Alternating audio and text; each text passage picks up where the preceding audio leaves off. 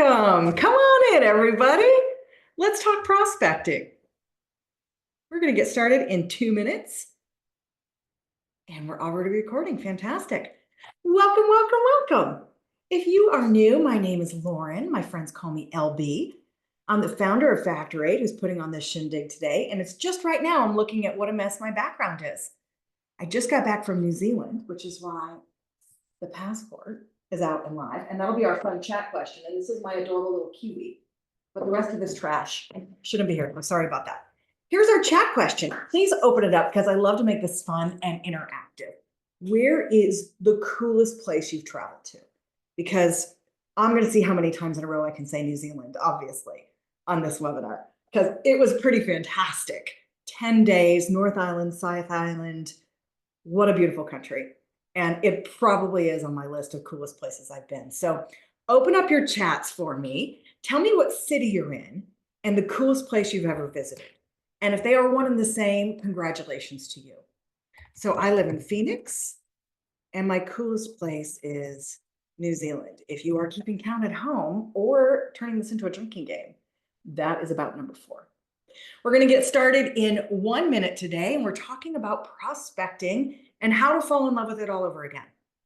Please open up your chats for me. Type in where you're joining from and the coolest place you've ever been. Hi, Jennifer. Thanks for playing.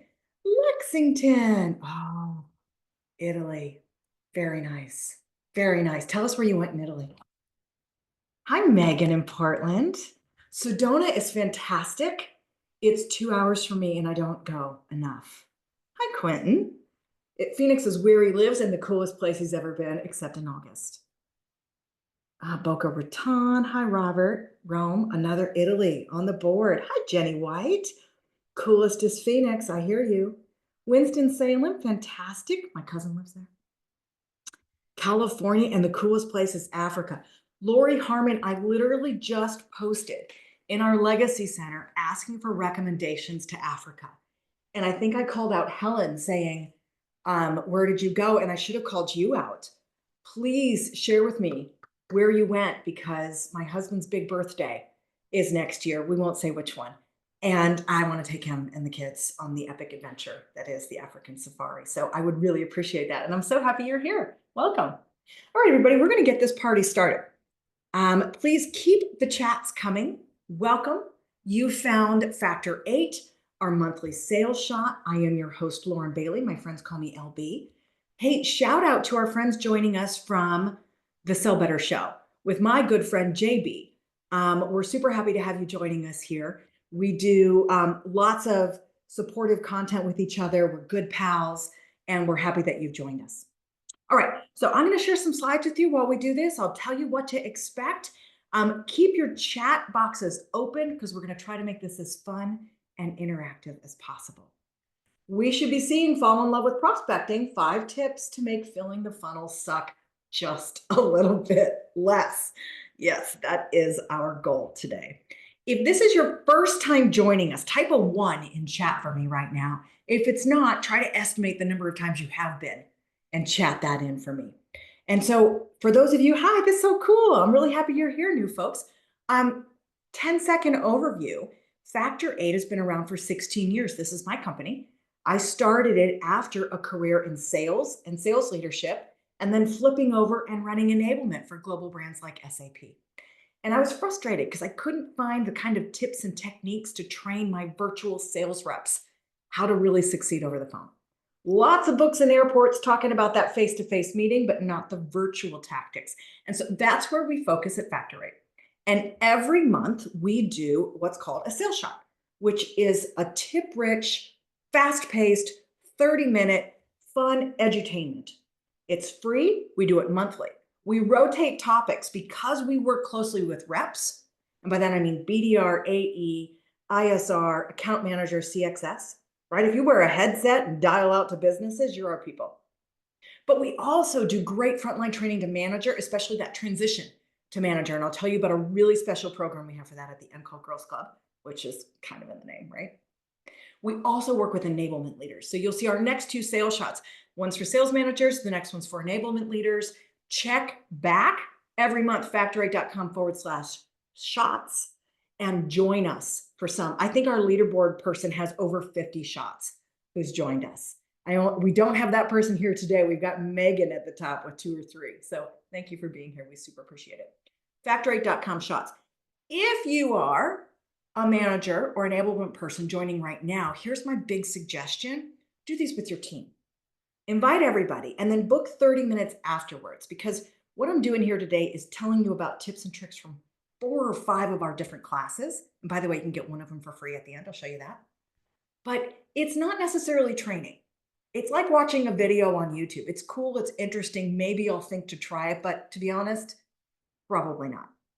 Studies show that we forget 90% of what we just watch or listen to by the end of the week.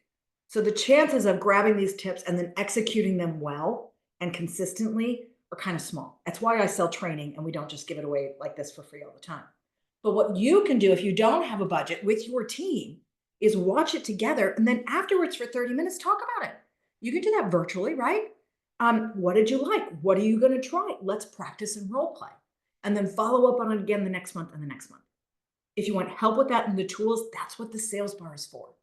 The sales bar, this logo here, it's the same training we use with the Fortune 500 clients I just showed you.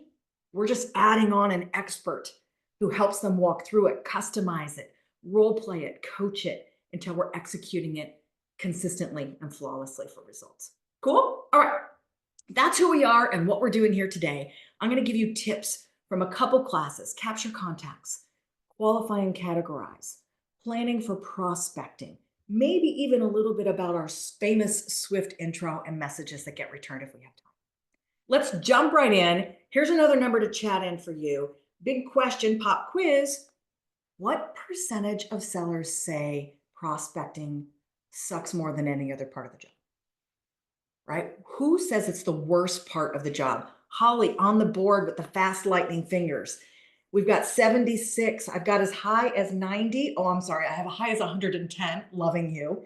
As low as 80. $1, anyone? $1? 98. I'm going to say our average in here is definitely high. And the number is 64. I'd like to know who are the people who voted so low. It's hard. It's really hard. Now, the key, I think, is trying to make it fun. I did training last month for Michelin in Greenville, South Carolina. Gorgeous, not close to you in Winston. And we were teaching these tactics, right? We're outbounding, it's coldish, warmish, reactivation kinds of calls. You get that. And they were like, I don't know that I really need this. This is easy. I've got no problem making these outbound calls. Everybody wants to talk to me.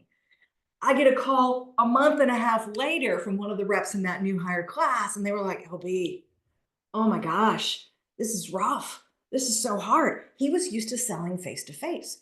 And what was happening is he felt like a failure because he wasn't breaking his job into fun little baby wins. And so that's my first tip for you, is find a way to play with this and have fun every day, right? You're going to get 200 no's. How do you celebrate the one win?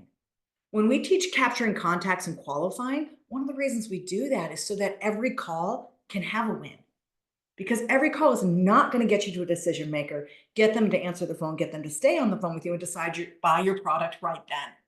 And that doesn't mean you're a failure. Every step to that is a win. So we got to make it fun for ourselves. But we also have to remember this really important stat. Give me one more guess, you guys, and I'll give your chat fingers a little bit of a break. What percentage of buyers or executives, right, who were surveyed said, yeah, I've taken cold calls. They called me, I've accepted the meetings. Is it worth it? JB, I'm so happy you're here. Good to see you, my friend. 12%, 50. These are so low. Come on, guys. A little higher, a little higher. You got it. You got it. So what we're saying is it's 75% plus sucks and less than 25% will actually take calls. I know it feels like that. And on a daily basis, it's probably 1 in every, 10 dials that actually takes it. But 82% of buyers have said yes and gotten on cold calls. It's pretty cool, right? Keep that in mind. There's a yes in there somewhere. Don't stop dialing till you get it today. All right, sales shot number 1. Let's make this a little easier. Sales managers, 100% of them, have 2 opinions about prospecting. I hear these every single day. 1, we don't do it enough. I know it feels like plenty to you, but managers are saying we got to do more of it. And number 2, it's a time suck. We've all been there, right? We're about to call a great lead. We jump into LinkedIn. We're looking at the company. We're looking at the person. 25 minutes later, we're looking at their post. Now we're on the cat video on YouTube. It's a time suck, right? Every sales leader everywhere agrees it's a time suck. And I'm going to piss some people off right now, but here's my suggestion. When it comes to prospecting, speed is key. You got to line them up and make it go faster. So Amy, thank you for launching our first poll. How many hours do you spend prospecting? Too many is getting the most votes right now. Go ahead and vote. How many hours a day? Do you do it? Do you not do it? Does it feel like too many?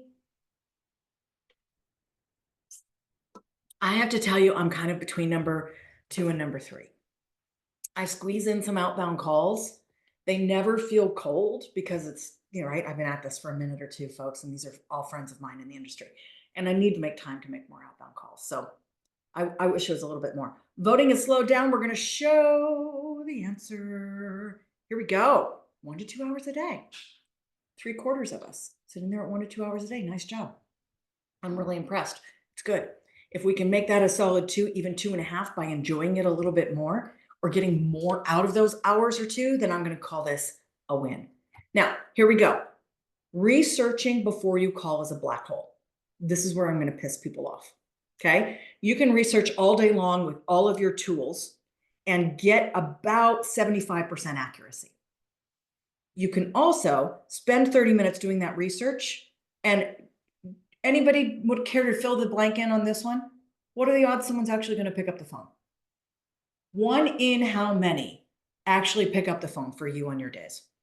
Chat that in. 1 in 15, I'm hearing from James Buckley. He agrees it's a black hole. 1 in 10, 1 in 15, 1 in 20, 8 in 10. Deacon's got a really cool tool. Let's hear about it. What are you using? 1 in 25, 8 in 10, right, JB? Let's hear what you're using. Now, there are really cool assisted dialers that help you do that, right? Connect and Sell is one. Concert is one. Deacon, is that one of the ones you're using? We're all waiting. Hannah, 1 in 100. Girl, that's rough. Love this. I love that you know Kristen, JB. This is fun. It's like a reunion. Here's the thing, okay? You're never going to sell something over email or social. Stop wasting your time. It's great to be noticed there. It's great to grab quick information. But I'm going to say on average, we agree this, 9 out of 10 times, our calls are ending in a voicemail. So quit wasting your time. I'm going to share a couple strategies for speed, okay? One of them is drastically under-preparing. This is the part where I piss people off. I'm glad you're with me, JB. Nobody wants to argue with you. Number 2, grouping your leads for the research. And number 3, never preparing twice, okay? So let's look at this. Be honest with yourself. When you're prospecting, it's a warm to cold call, right? It's not an existing customer you're doing a lot of business with. So what's the goal of your call? Well, it's to get them to a meeting, right? It's to actually have a sales conversation. It means you don't necessarily have to be ready for the whole sales conversation right now, okay? Best case scenario, you're having meeting 1 with them on this call. You entice them, you keep them on the phone, you overcome the brush off, you ask smart questions, you're in a conversation, you're getting your qualification, half your discovery done. Hallelujah. That, take the rest of the day off, right? That's a damn good call. But that's your best case scenario. You more likely will get a voicemail.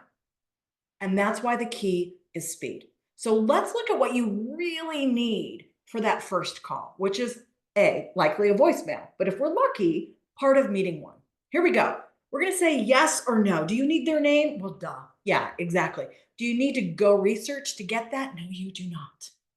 Do you need to understand the likely solution? No. Stop wasting your time. If you're feeling new and you're like, ooh, which SKU am I going to offer? What are they going to need? Let me go down the rabbit hole of history. I'm going to ask you to stop yourself right there. You don't need it. Do you need to know what your value is? Yes. Does it need to be different for every call you make? No. Do you need to have a case study ready? How about pricing? Should we understand what our pricing is? Forget about it, you guys. Their job history, forget about it. You do need the last two, your basic call intro and your voicemail, which means it's time for my shameless plug. We literally triple, if not 5x, the number of calls that clients get back with this class. There are 3 super simple voicemails and about 10 really common mistakes. So check out that class in the sales part. I don't know, Amy, if we're letting them have that one for free or not, but it's awesome. And it's a shameless plug. I'm sorry. All right. So here's what I want you to be ready with. Number 1, what's the goal of your call? And if you're prospecting, it's almost always the same, right? SDRs, it's booking a meeting with the AEs. AEs, it's getting meeting 1 or having meeting 1 or scheduling meeting 1. I want you to be ready with your intro. We teach something called the SWIIFT intro here at Factor 8. Does anybody know it? Give me a shout out in the chat if you know what SWIIFT stands for. This intro basically hacks the listener's brain into having a conversation with you. It's our most popular and famous course. Now, does it have to be new for every prospect? No. You can use the same SWIIFT intro 200 times in a row. Thank you, Megan. So what's in it for them is what SWIIFT stands for. It also means move fast. And it uses a psychological hack called instinctive elaboration by asking a certain kind of question at the end to trick them into talking to you, which is kind of what we're looking for. Remember, the goal of the intro is not to earn the right to sell the value or to prove your credibility. The goal of the intro is to get them talking, because what we're looking for is a conversation. All right? So you have your intro planned out ahead of time. Your call goal is always the same. Number 3, what do I need? Well, you know you're going to run into voicemails, right? I will tell you it's the only thing I script, because once I accidentally told somebody in a voicemail that I was single and I hung up and I wanted to kill myself. And this is what happens when you go off script. I just kept rambling and I hung up and said, did I just tell Steve Shar that I was single? Pardon. I'm cracked myself up so much I'm choking. Kristen, JB, you know, Amy, it worked out well because I married him a year later, but script your voicemails, plan them ahead of time, have them preloaded in your dialer. Deacon, you're going to have to prove to me, stay on afterwards, that you get a hold of 8 out of 10 with the dialer. All right. Next thing, you need to have your questions ready. Your qualify and your explore questions. Folks, if you don't have these pre-written down at your fingertips, not in a script, but in bullets, you're really missing a big opportunity. These are the same questions with almost anyone you call. All right. And then finally, you're looking for that rapport builder. Okay. Now, does this have to be 100% customized to that individual? I got to say no. Can you use the same thing over and over again? Yeah. We've got a really great class on that. It's called Authentic and Quick Rapport. Has anybody ever done a shot ski? It's like a big thing in the Midwest. Give me a yes if you've ever done. Thanks, Deacon. Give me a yes if you've ever done a shot ski. Did you guys see that? Oh, I'm loving you people. Shot skis. It's been a long time and you make a mess, and it seems like a really good idea after about 3 or 4 other shots. So the idea here is, what can you do in groups and what do you have to do individually, right? So your call goal, hell yeah, you can make 200 calls in a row with the same goal. How about your qualify and explore questions? Group, or does that need to be by individual? You know this answer, right? Same with the voicemail. Boom. You can do that over and over and over again. How about your intro? Over and over and over again. The one thing you may want to individualize, the rapport builder. The reason for going through all of this, folks, is that I want you to group your leads when you're prospecting. And there's lots of different ways you can do it. But the point is, get efficient. Do this for speed. If you've got a list of everybody who came to the webinar, call them in a row so it's the same damn conversation, right? If you've got a lead list from inbounds, here are lots of different ways to do it. One could simply be their history. If you haven't built yourself campaigns based on people who bought something from you a year ago, right? Or anybody who bought A product so you could sell B product, you get the idea. Maybe somebody who's up for renewal in 6 months. So their history is a great way to pull it, and boom, you're customizing just a little bit about that rapport builder or even your intro, you might use a lever instead of a value there because they've done business with you. Anything you can say to not sound cold. So check out that SWIIFT intro for levers. A trigger event. They went to a webinar. They installed Gong. They went to a conference. You get it. You can also group by profile or demographics. If you've got nothing better in your super frigid outreach list, call all the people in Denver and then all the people in Tennessee. Okay. Like if that's all you've got for rapport, then use it. That way you're not having to come up with something new every time and not taking those 5 to 35 minutes before every call to prospect. In those 2 hours you set aside, you could reach double, if not triple the number of people. Okay. It also builds confidence because we get so used to not getting a hold of people when they actually answer. We're like, okay, so now you're ready. All right, next. It could be the offer, right? Maybe there's a certain campaign you're running, a certain sale you're running, whatever the case may be. We already talked about location. Social connections, another way, right? Everybody who's connected to James Buckley, right? These are the people. I have 275 shared connections. Maybe I'm going to call those people. And what a fun conversation that'll be because you're friends with JB. All right. You can get all of these tips, my friends, straight in the sales bar. We pulled this out. Every one of our classes has one of these cheat sheets, and the cheat sheets about different ways to group and ways to even start some of those starter scripts and voicemail examples are available to you to download here. So you can get that free without having to take the class. Cool? All right. And yeah, I bet you put a link in there. You're so good. Thank you. Appreciate you. All right, here we go. Sales shot number 6, right? Never again. Have you done the flaming shot? That's not easy. All right. The idea here is take better notes for yourself, right? Write yourself love letters in the CRM. CRM note number 1. Oh, I called based on history being bought X, Y, and Z. I did a SWIIFT intro with the value of saving money. My rapport builder was that they're a GCU alum and that's in my hometown. My goal was qualify. And guess what? The voicemail I left was my mystery voicemail. Now, all of these, of course, refer to Factor 8 classes. You do you. But most of us type in LVM, left voice message. Don't you want to know? By the way, if you are dialing out to people in your prospect list and you are calling them over and over and over again until you get them, God bless you. But if you're not leaving a voicemail, the touch doesn't count. Can I say that again? Would that be too douchey?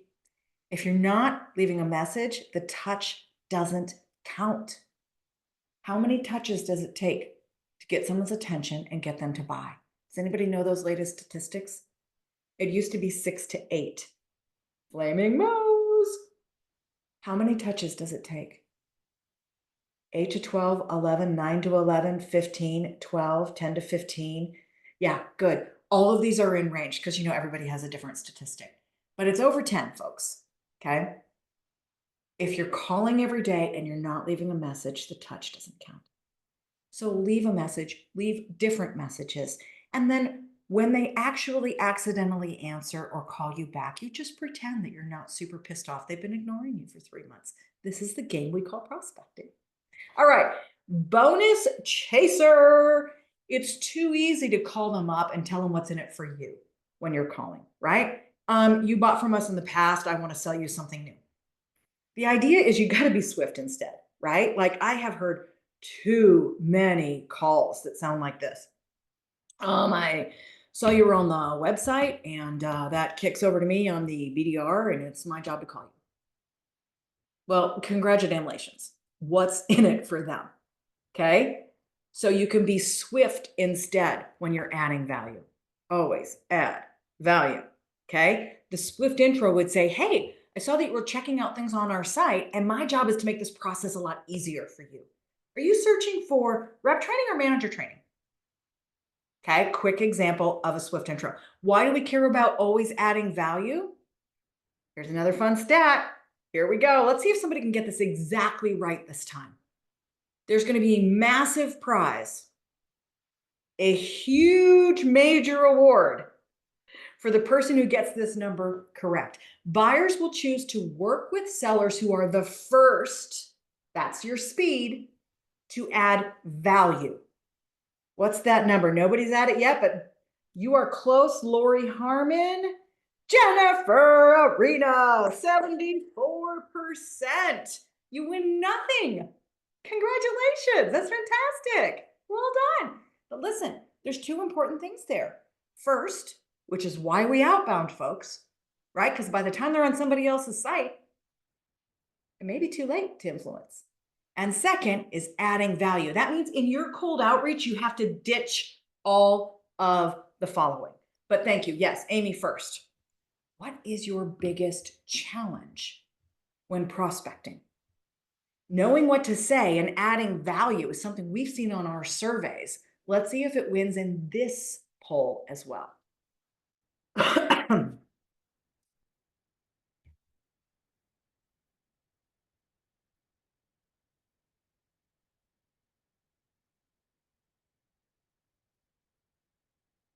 Still coming in. Ooh, I've got a clear winner right now. That's not finding the right people. Ooh, we're going back and forth. We're going back and forth. I'm going to close it in 3, 2, hit vote, 1. Final ones. And poll, share results. Well, of course it's getting them to respond. They never do. That is the game we play. There's a guy from the Phoenix Suns trying so hard to sell me season basketball tickets because I'm a business owner here in Phoenix, right? What he doesn't know is I freaking hate basketball. The noise that the shoes make me want to self-harm. Oh my God, I want to kill somebody, right? But he didn't know that. This guy called me 15 times. He mailed me a piece of the parquet floor. I finally accidentally answered the phone, and I felt so guilty that I had ignored him for so long, right? I couldn't have been nicer to him. But this is the game we play. I wasn't interested right then, so I didn't respond. I didn't hate him for it. I was kind of rooting for him the rest of the time. So keep that in mind when folks aren't responding to you. It's the game that we play. Number 2 answer on the board is knowing what to say and trying to add value. So let's tell you some things that you cannot do. Sorry about that. I thought I hit start sharing and I didn't. So getting them to respond was number 1 answer at 38. Number 2, 29% is knowing what to say in my outreach. And that's a tough one, right? So here are the things I want you to stop doing. Here we go. The first one, do not call to introduce yourself. They weren't wondering who you were. They just weren't, okay? Not a good enough reason to call. When you call and give your value prop, hi, I'm calling from Factor 8 and we're the world's leading provider of ShamWell Fantastics. No, it's just an obvious sales call and they're going to shut you down. Please don't bump me or bully me. I'm so sick of getting these messages. Hey, what are your thoughts on my obvious sales pitch? I'm just bumping it to the top. Oh, I haven't heard from you. I must assume you don't care about saving money. I will take action to go unsubscribe or try to find their boss and tell them that they suck because I hate those messages. It's really annoying. So don't be that guy. Okay. What else don't you do in a cold outreach? I'm talking about email here. Don't ask for the meeting. You have not earned that right.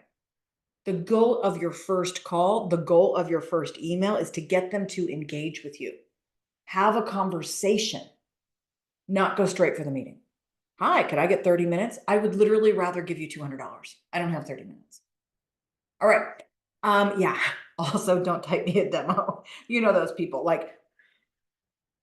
I put actual examples of LinkedIn sales pitches that I've gotten in our planning for prospecting class so that you can see what not to do. I maybe covered the names of the innocent. Also, I don't like it when you pretend that you know my business and that we're best friends. I like a lot of personality, right? But let's not pretend you know everything about me. That's where customization is failing. I get at least 3 a day that says, because you're a top coach. I won that award once. Coaching is not my business. So be careful about that personalization at scale. I would much rather you just use my name. Here's some ideas of what you can try. All right, number 1. So when you're out on social media, don't just like it. It doesn't count, okay? Comment on it or share it. They'll notice you.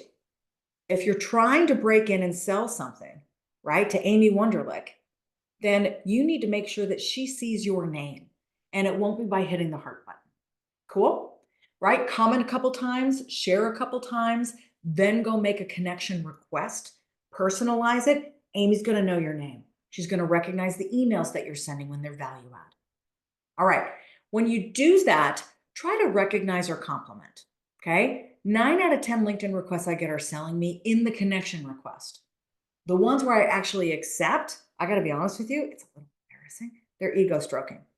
Oh, I love your content. Love how you do that. I admire this. Okay.